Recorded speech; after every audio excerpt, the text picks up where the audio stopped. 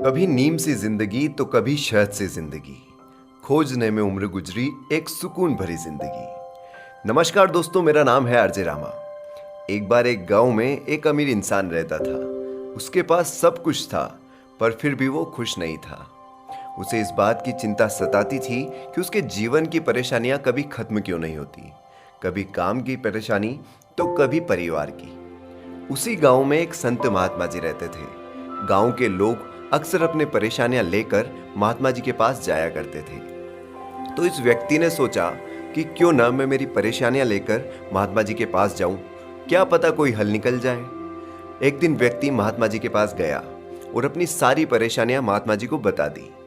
महात्मा जी ने कुछ पल रुककर कहा कि मैं आपकी परेशानी का हल तो कर दूंगा, पर उसके पहले आपको मेरा एक काम करना होगा। व्यक्ति को अपने परेशानियों से छुटकारा चाहिए था, तो उसने महात्मा जी के काम के लिए हाँ कर दी। महात्मा जी उसे लेकर एक मैदान में गए और वहां मौजूद ऊंटों के झुंड को दिखाकर कहा कि तुम्हें आज रात्रि इन ऊंटों का ध्यान रखना है, और जब सब ये ऊंट बैठ जाएं तो तुम भी आराम कर लेना। व्यक्ति ने हाँ कर दी। इसके बाद महात्मा जी वहां से लौट गए। महात्मा जी फिर अगले दिन सुबह व्यक्ति से मिलने आए तो व्यक्ति बोला कि महात्मा जी, मैं तो रात भर परेशान ही हो गया। कभी एक ऊंट बैठ जाता तो दूसरा खड़ा हो जाता, और इस कारण मैं रात भर सो ही नहीं पाया। महात्मा जी ने व्यक्ति से कहा कि पुत्र, तुम्हारे जीवन की परेशानियों का हल भी यही है। तो व्यक्ति थोड़ा आश्चर्य से महात्मा जी को देखने लगा। तो महात्मा जी आगे बोले कि हमारे जीवन की समस्याएं भी इन ऊंटों की तरह है।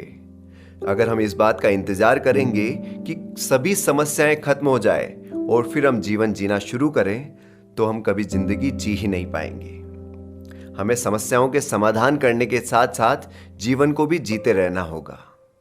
व्यक्ति को महात्मा जी की बात समझ आ गई और वो खुशी खुशी अपने घर की ओर लौट गया।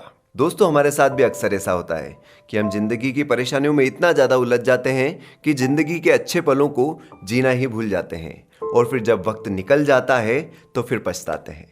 तो दोस्तों, क्यों ना ऐसा किया जाए कि हम जिंदगी में कैसी भी परिस्थिति, कैसी भी परेशानी क्यों ना हो, हम जिंदगी को हमेशा अच्छे से जीने की कोशिश करते रहें। तभी हम सही मायने में जिंदगी का आनंद ले पाएंगे।